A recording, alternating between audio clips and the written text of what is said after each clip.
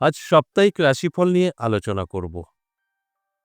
পুরো ৭টা দিন কেমন কাটবে ১২টি রাশির বিস্তারিত আলোচনা করব। আগামীকাল ১৫ ডিসেম্বর সোমবার থেকে ২১শে ডিসেম্বর রবিবার পর্যন্ত এই ৭টা দিন কেমন যাবে ১২টি রাশির জাতক জাতিকাদের সম্পূর্ণ বোঝানোর চেষ্টা করব। এই সাপ্তাহিক রাশিফল, দৈনিক রাশিফল, মাসিক রাশিফল এই আলোচনাগুলো করার উদ্দেশ্য একটাই, আপনাদেরকে জানানো যে আপনাদের কি হতে চলেছে। আর আপনি যদি আগে থেকে জানতে পারেন আপনার এই সপ্তাহটা কেমন যাবে, তাহলে আপনি সেইভাবে চলতে পারবেন। নেগেটিভ তো থাকবেই। ১২টি রাশির কখনো সকলের ভালো হতে পারে না। ঠিক সেরকম সকলের খারাপ হতেও পারে না। ভালো এবং খারাপ উভয়ই আমাদের ভোগ করতে হয়। আপনি যদি জানতে পারেন আগে থেকে যে আপনার খারাপ, আপনি সেটা কন্ট্রোল করে ফেলতে পারবেন। অবশ্যই সেটাকে আটকাতে পারবেন। আর আপনি যদি জানতে পারেন যে আপনার ভালো সময়, তাহলে আপনি সুযোগ সুবিধাগুলো হাতছাড়া করবেন না। সেগুলোকে গ্রহণ করবেন।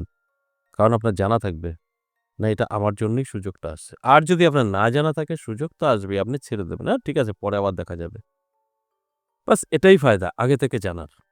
আপনি সেটাকে সম্পূর্ণভাবে কন্ট্রোল করতে পারবেন। নেগেটিভ গুলো দূর করতে পারবেন, পজিটিভ গুলো অ্যাচিভ করতে পারবেন। এটাই আমার উদ্দেশ্য, যে আপনাদের সকলকে জানানো যে আপনার কি হতে চলেছে। আর আরেকটা কথা বলি, এগুলো জাস্ট একটা ধারণা। আমার এই আলোচনা যে আপনার 100% মিলবে আমি কখনো বলি না। তবে ধারণাটা অবশ্যই পাবেন। 100% না মিললেও 50 র উপরে থাকবে। 80% তো অবশ্যই মিলবে। এটা আমার গ্যারান্টি। কিন্তু সম্পূর্ণ সবার হবে সেটা কখনোই না। এটা একটা ধারণা দেওয়া। তা এই ধারণাটার মাধ্যমেই আপনাদেরকে এলার্ট করার চেষ্টা করি যে আপনার সময় ভালো, আপনি এখন ব্যস্ত থাকুন। আর আপনার সময় খারাপ, আপনি নিজেকে গুটিয়ে ফেলুন। বাস এটাই আমার জানানোর উদ্দেশ্য।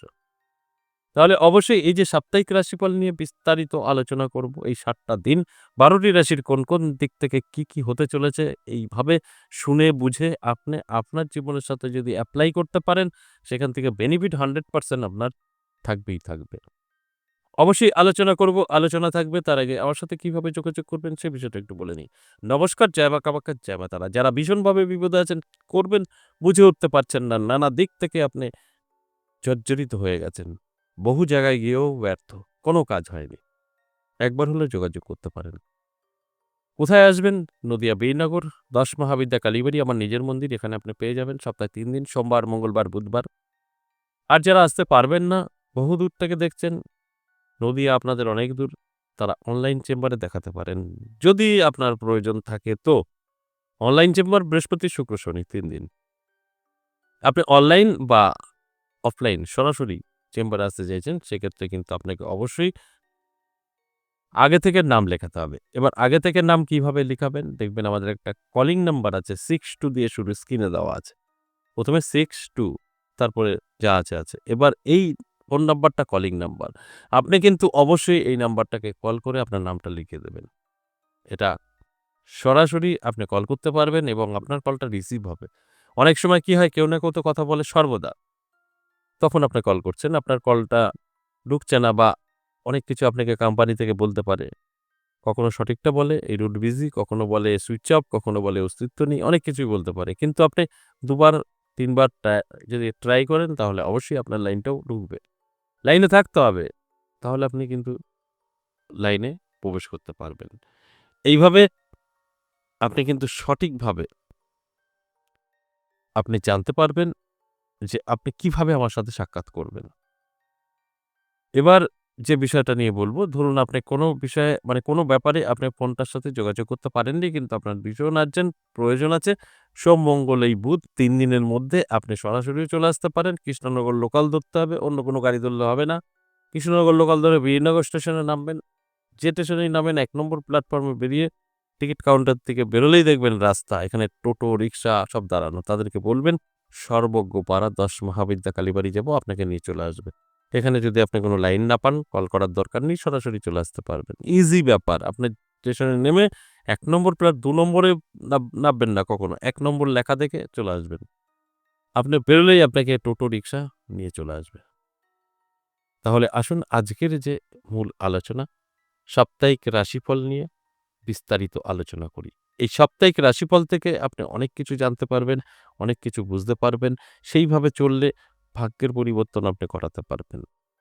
আমরা অনেক কিছু না বুঝে শুনে অনেক ভুল আমরা করি। আর তার ফলে আমাদের কিন্তু ভোগ করতে হয়। সমস্ত নেগেটিভিটি আমাদের জীবনের সমস্ত সুখ শান্তিকে কেড়ে নেয়। তাই আমি প্রত্যেকটা আলোচনায় যেরকম আপনাদের অনুরোধ করি, আজও অনুরোধ করব। আগে ভালো করে বুঝতে হবে, তারপরে আপনার জীবনে এপ্লাই করতে হবে, তারপরে গিয়ে সফলতা আসবে। এর জন্য ওয়েট করতে হবে। হুটোপাটা করে কোনোদিনও কোনো কিছু সাকসেস আসেনি। তাই আমি মনে করি হুটোপাটাটা একদম করা উচিত নয়। ভালো করে আগে বুঝতে হবে, তারপরে নিজের জীবনে এপ্লাই করতে হবে, তারপরে গিয়ে রেজাল্ট। তার আগে কখনোই কিন্তু রেজাল্ট নয়। যে কথাটা আমি প্রত্যেকটা সময় বলে থাকি। এবার আসুন আজকের যে সাপ্তাহিক রাশিফল নিয়ে আলোচনা করছি ১৫ তারিখ থেকে ২১ তারিখ অর্থাৎ আগামীকাল সোমবার থেকে পরের রবিবার পর্যন্ত। এই আলোচনায় অনেক কিছু শিখতে পারবেন, অনেক কিছু জানতে পারবেন, অনেক কিছু বুঝতে পারবেন আর সেইভাবে আপনার জীবনে এপ্লাই করলে সেখান থেকে 100% সফলতা পাবেন। এটাই আমার উদ্দেশ্য। তাহলে আসুন এক, এক করে সেই রাশিগুলো নিয়ে আলোচনা করি, বোঝানোর চেষ্টা করি। মেষ রাশির জাতক-জাতিকাদের বলব মিশ্র ফল পাবেন। এই সপ্তাহে আপনার সময় অবশ্যই ভালো থাকবে। তার সাথে, সাথে কিছু সমস্যাও তৈরি হতে পারে। সেটা আপনার পারিবারিক বা সাংসারিক। এছাড়া অন্যান্য দিক থেকে কিন্তু যথেষ্ট ভালোই থাকবে। বৃষ রাশির জাতক-জাতিকাদের স্বাস্থ্য কিছুটা সমস্যা তৈরি করবে। অন্যান্য দিক থেকে ভীষণ শুভ। স্বাস্থ্যের যত্ন নিতে হবে। শরীরের না যত্ন নিলে আপনি কিন্তু বড় বিপদে পড়ে যেতে পারেন। সময় আপনার জন্য কিন্তু ভীষণ শুভ এবং ভালো। আর যদি আপনি ভালোভাবে বুঝে শুনে নিজেকে পরিচালিত করতে পারেন, সেখান থেকে কিন্তু বেনিফিট আপনার আসবেই আসবে। যদি আপনি বৃষ রাশির জাতক বা জাতিকা হয়ে থাকেন। মিথুন রাশির জাতক জাতিকাদের জন্য বলব যথেষ্ট শুভ সময় থাকবে। আপনারও ক্ষেত্রে কিন্তু ভালো। এই সপ্তাহে আপনি যদি বেকার আছেন যোগাযোগ করলে আপনি কর্মের একটা লাইন পেয়ে যেতে পারেন বা আপনার বাড়িতে যে একটা অশান্তি ছিল সেটাও কিন্তু কমে যেতে পারে। সেটাও হতে পারে স্বামী-স্ত্রীর মধ্যেও হতে পারে, শাশুড়ি-বৌমা যেকোনো প্রবলেম যদি থেকে থাকে কেটে যেতে পারে। কর্কট রাশির জাতক-জাতিকাদের কিন্তু সাবধান থাকতে বলব। এই সপ্তাহের মাঝামাঝি গিয়ে কিন্তু কিছু সমস্যায় আপনি পড়তে পারেন। আর্থিক দিক থেকে পিছিয়ে পড়তে পারেন। আর ঋণের যে একটা চাপ সেটা বেড়ে যেতে পারে। এই সময়টা আপনাকে অবশ্যই কন্ট্রোল করতে হবে। সিংহ রাশির জাতক-জাতিকাদের ক্ষেত্রে যদি বলি মিশ্র ফল পাবে। অবশ্যই ভালো এবং খারাপ উভয়ই কিন্তু সে বুঝতে পারবে। ব্যবসায় কিছুটা মন্দা বা সময় খারাপ হতে পারে। অন্যান্য দিক থেকেও আপনার সময় খারাপ হতে পারে। তাই সবটা মিলিয়ে একটা কিন্তু কন্ট্রোলের মধ্যে রাখতে হবে। এছাড়া অন্যান্য দিক থেকে সব ঠিকঠাকই থাকবে। মিশ্র ফল অর্থাৎ ভালোও ভোগ করতে হবে, খারাপও ভোগ করতে হবে। কন্যা রাশির জাতক-জাতিকাদের ক্ষেত্রে কিন্তু বলব, অবশ্যই আপনারা একটু চাপে থাকবেন। আপনার আর্থিক দিক নিয়ে কিছুটা সমস্যা তৈরি হতে পারে। আর্থিক দিকটা যদি আপনি কন্ট্রোলে রাখতে পারেন তাহলে কিন্তু অবশ্যই ভালো থাকতে পারবেন। তুলা রাশির জাতক-জাতিকাদের অবশ্যই ভালো থাকবে। এই তুলা রাশির জাতক-জাতিকাদের উদ্দেশ্যে যদি বলি তাহলে বলব অবশ্যই আপনি কিন্তু অ্যালার্ট থাকুন, চোখ কান খোলা রাখুন, চেষ্টা করুন, পরিশ্রম করুন। যে আলোচনাটা আমি করছি সেটা অবশ্যই ভীষণ একটা গুরুত্বপূর্ণ এবং আমার কথাগুলো যদি সব ঠিকঠাক শোনেন তাহলে নিজেই ওখান থেকে বেরিয়ে আসতে পারবেন। এরপর বৃশ্চিক রাশির জাতক-জাতিকাদেরও কিন্তু যথেষ্ট শুভ সময় থাকবে। নানা দিক থেকে আপনার অবশ্যই একটা ভালো সময় যে সেটা আপনি উপলব্ধি করতে পারবেন। নানাভাবে আপনার কাছে সুযোগ এসে ধরা দেবে। যে সুযোগগুলো আপনার জীবন বদলে দিতে পারে। এগুলো পজিটিভ সময় আমি সবসময় বলি পজিটিভ কাজে ব্যস্ত থাকতে হয়।